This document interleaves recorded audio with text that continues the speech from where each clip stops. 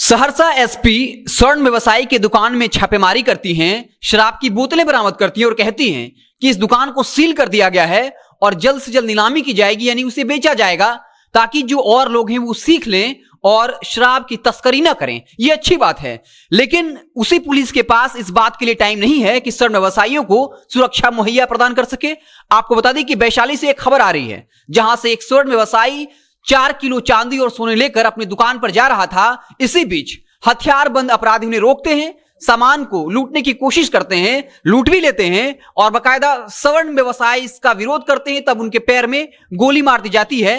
हालांकि उन्हें फिर हाजीपुर के सदर अस्पताल में भर्ती किया गया है जहां वो खतरे से बाहर हैं, लेकिन स्वर्ण व्यवसायी की जान भी जा सकती थी। 4 लाख की लूट हुई है। आपको बता दें कि लूट की ये पहली घटना नहीं है। लगातार 2-3 दिनों के अंदर ही एक बैंक में भी बाकायदा जो थाने से मात्र 200 से 300 मीटर की दूरी पर है, वहां 6 बदमाश पहुंचते हैं, खाता बनाने के लिए वो आग्रह करते हैं और उसके बाद बंदूक की नोक पर वहां से लाखों की लूट कर लेते हैं, लूट को अंजाम देते हैं और पुलिस जो है उसके गिरफ्त से अभी भी तमाम अपराधी बाहर हैं। जब लगातार ये सवाल उठ रहा है कि आए दिन बिहार में लूट, हत्याकांड, डकैती, अपहरण जैसी घटनाएं बढ़ रही हैं, उस वक्त में सरकार का, पुलिस का पूरा फोकस शराबबंदी के ऊपर है।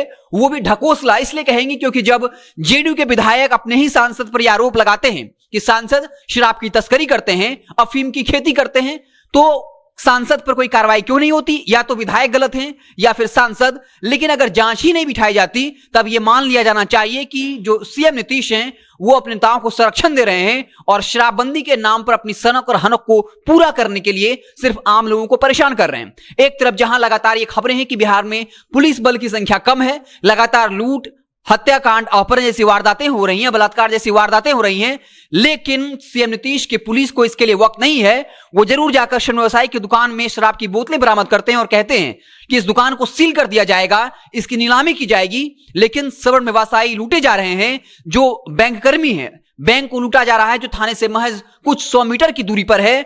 लगातार सीएम नीतीश का माखौल उड़ रहा है शराबबंदी के नाम पर। यह सवाल उठ रहा है कि जो सत्ताधारी पार्टी के नेता हैं जिनकी तस्वीरें शराब माफिया के साथ वायरल होती है, उन पर कोई कार्रवाई क्यों नहीं होती? आपको बता दें कि 2-3 दिनों पहले ही सीएम नीतीश ने साफ किया था कि याद करिए वो जंगल राज जब महिलाएं या पुरुष जो है 6 बजे के बाद निकलना शुरू नहीं करते थे।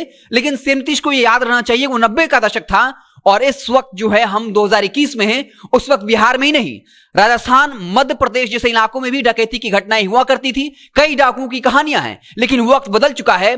अगर सीएम नीतीश का वश चले तब ये पाषाण युग में चले जाएं और कहें कि उस वक्त जो है लोगों के पास पहनने के लिए कपड़े नहीं थे, लोग अपना बदन जो है वो पत्तों से ढका करते थे। उस वक्त लोग कच्चा मांस खाते थे, लेकिन आज जो है लोग स्वादिष्ट खाना खाते हैं। तो क्या सीएम नीतीश इसी तरीके से 15 साल पीछे का गुणगान करते रहेंगे?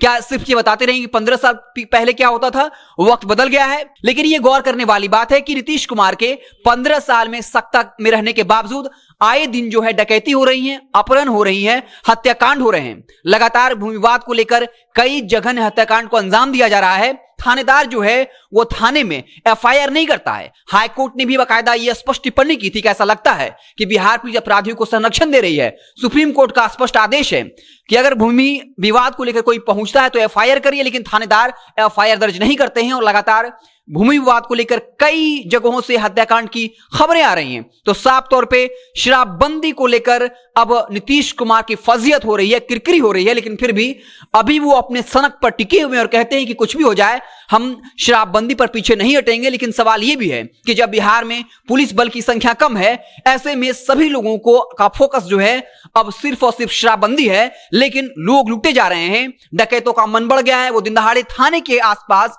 200 से 300 मीटर की दूरी पर कई बार बैंकों को दिन दहाड़े लूट चुके हैं।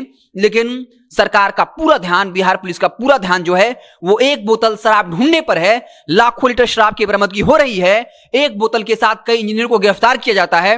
दुल्हन के कमरे में शराबबंदी को लेकर छापेमारी की जाती है, लेकिन तस्करों को गिरफ्तार नहीं किया जा रहा है। और कई ऐसे शराब माफिया हैं जिनकी तस्वीरें कभी जेडीयू के राष्ट्रीय अध्यक्ष ललन सिंह के साथ वायरल होती हैं, तो कभी जेडीयू के सांसद के साथ। एक शराब माफिया जिसके जहरीली शराब पीने से 29 लोगों की मौत हो गई थी, उनकी पत्नी जब चुनाव जीतती हैं तब उनके साथ जो है जेडीयू की पूर्व सांसद, इस वक्त जेडीयू के जिलाध्यक्ष की तस्वीर वायरल होती है। लेकिन इन नेताओं पर कोई कार्रवाई क्यों नहीं होती, ये एक बड़ा सवाल है। तो आप देखते रहे जनता जंक्शन। जैसे ही कोई और बड़ी खबर आएगी तो हम उससे आपको इत्तला